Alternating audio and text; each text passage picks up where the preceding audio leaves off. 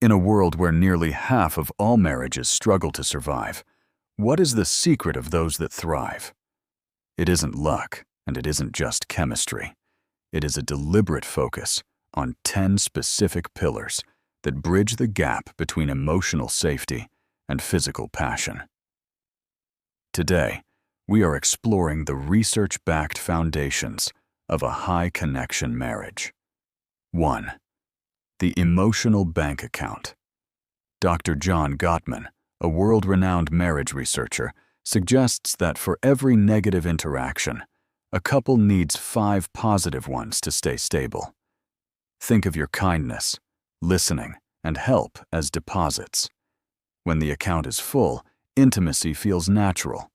When it is overdrawn, even a touch can feel like a burden. 2. Cognitive intimacy.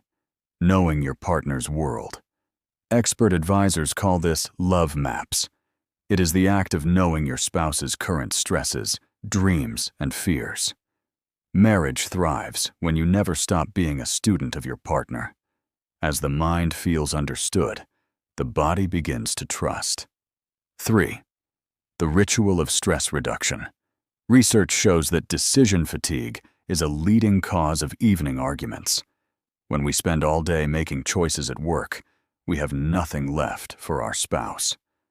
Dr. Sue Johnson, the founder of emotionally focused therapy, notes that attachment security is built when we help our partner regulate their stress rather than adding to it.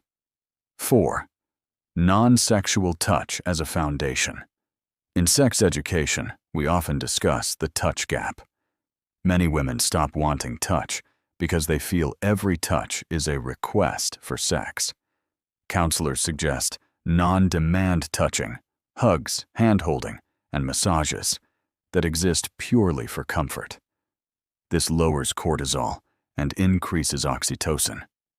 5. The Martha versus Mary presence. From a spiritual perspective, we often fall into the Martha trap, being so busy building a life that we forget to live it.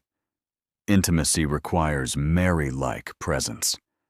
You cannot be intimate with a spouse while your mind is still processing a work email. Presence is the greatest gift you can give. 6.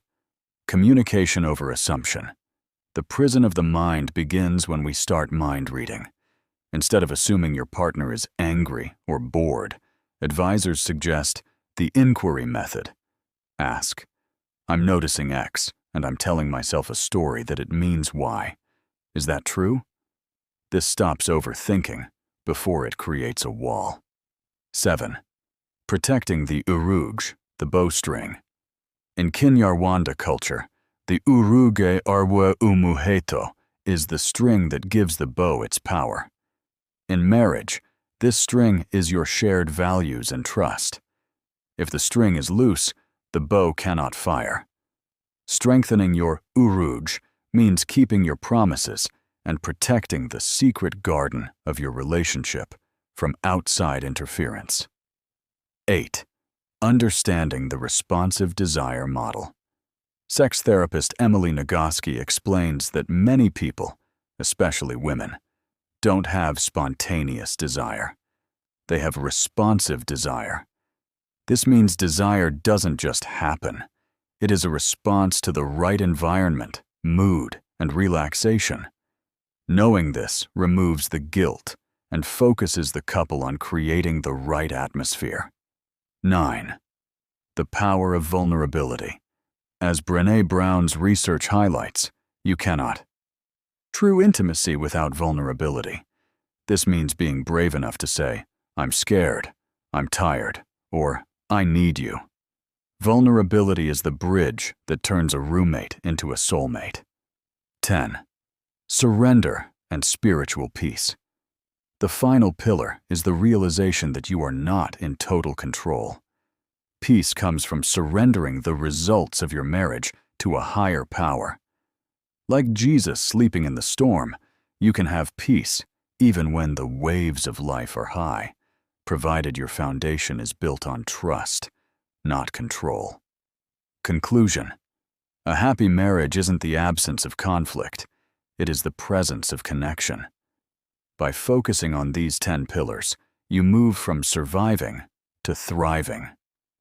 You are restringing your bow for a new season.